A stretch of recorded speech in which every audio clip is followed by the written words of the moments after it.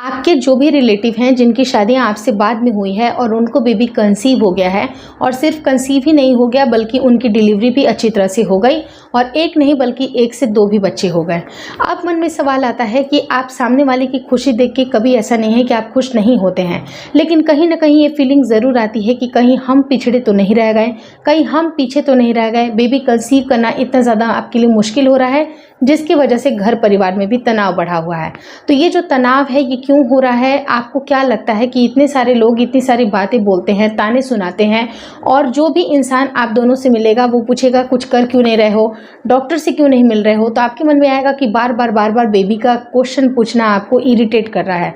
लेकिन मैं आपको यही रिकमेंड करूँगी कि अगर आपको शादी हुए यानी कि अगर आपको शादी के ट्राई करते हुए, कहने का मतलब कि अगर आप बेबी के लिए ट्राई कर रहे हैं और 1 साल से ज़्यादा का समय लग गया है, सिर्फ नेचुरली कंसीव करने के लिए 1 साल से ज़्यादा का समय लग गया है और आप कंसीव नहीं कर पा रहे हैं, तो ऐसे केस में बिना किसी हिचकिचाहट के आप डॉक्टर से मिले।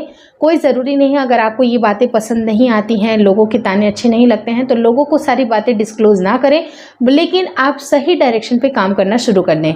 डॉक्टर आपकी मदद के लिए होते हैं। डॉक्टर अगर आपको सही बात बताते हैं, सही डायरेक्शन पे काम होता है, तो चीज़ें काफ़ी ज़्यादा आसान हो जाती हैं।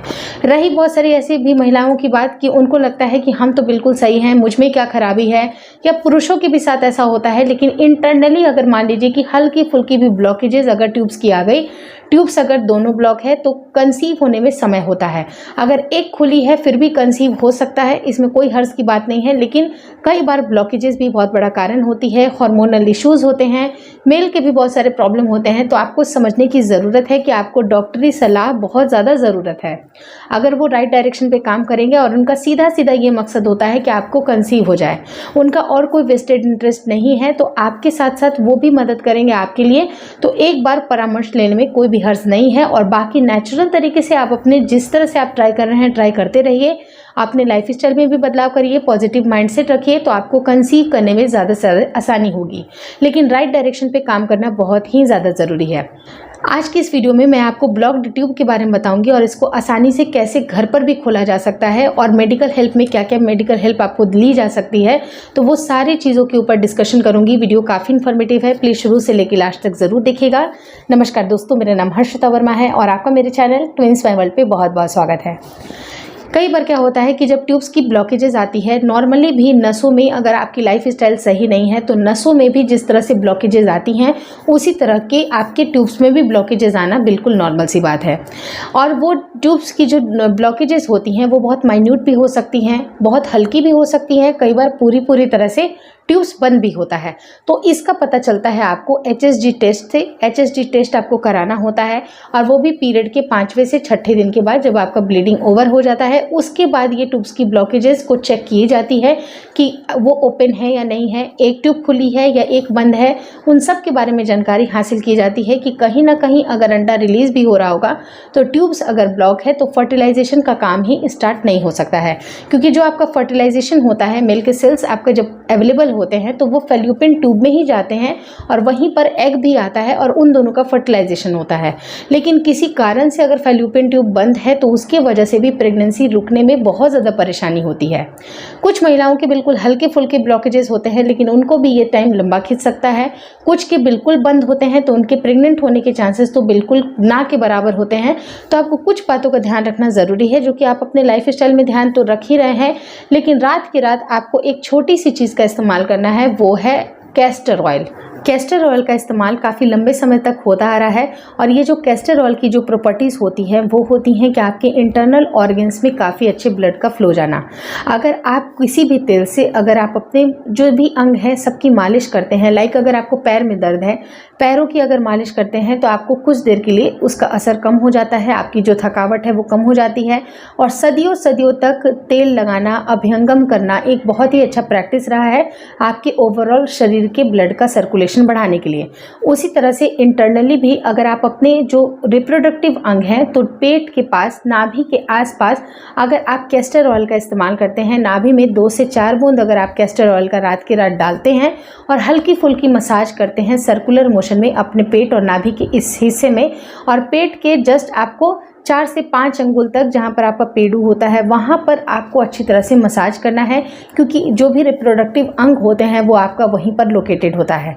तो महिलाओं की ट्यूब्स के खुलने के बहुत ज़्यादा चांसेस होते हैं कि जितना अच्छा ब्लड का सर्कुलेशन होगा उतना आपके बहुत अच्छी तरीके से ब्लड का सर्कुलेशन अच्छा बनने की वजह से हल्की फुल्की अगर ब्लॉकेजेज आ रही है तो वो बिल्कुल क्लियर आउट हो सकती है। लेकिन अगर बहुत ज़्यादा ब्लॉकेजेस है, दोनों ही ट्यूब्स बंद है या फिर एक ट्यूब तो कम्प्लीटली बंद है, तो एक ट्यूब बंद वाली भी महिलाएं प्रेग्नेंट हो सकती हैं, क्योंकि एक ट्यूब बिल्कुल एक्टिव है।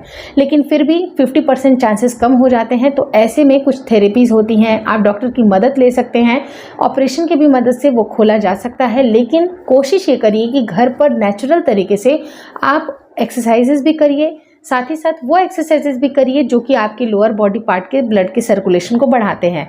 लाइक विपरीत करनी आसन आपके लिए बहुत बेहतरीन साबित हो सकता है। जो leg up the wall position है, आप इसको नेचुरल भी मतलब दिन भर में 10 मिनट आप इसको परफॉर्म कर सकते हैं। बटरफ्लाई आसन कर सकते हैं।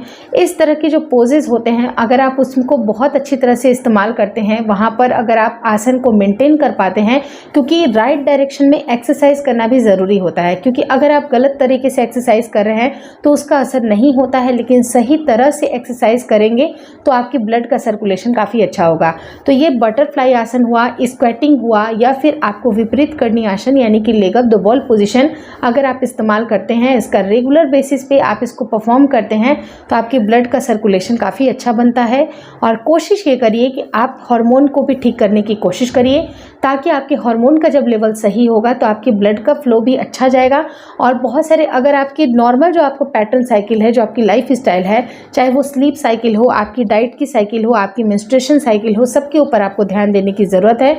सब रेगुलेट होंगे, सबका अच्छी तरह से सुचारू रूप से जब वो चलेगा तो आपके हर एक काम सही रूप से बनते जाएंगे। तो आपको कैस्टर ऑयल का ही खास करके इस्तेमाल करना चाहिए। हालांकि आप ऑलिव ऑयल का भी इस्तेमाल कर सकते हैं, लेकिन इसका बेस्ट रिजल्ट आपको कैस्टर ऑयल में ही देखने के लिए मिलता है, क्योंकि इसमें अच्छे एंटीऑक्सीडेंट्स होते हैं।